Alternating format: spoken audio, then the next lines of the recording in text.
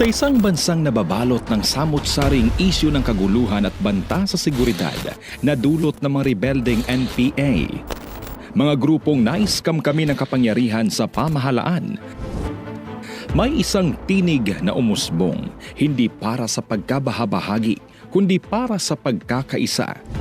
Isang lider na hindi lang nangangako, kundi kumikilos.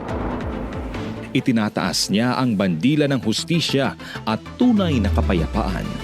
Gaya ng kaibigan nitong si Pangulong Rodrigo Duterte. Ito ang kanyang adhikain. Ito ang kanyang misyon.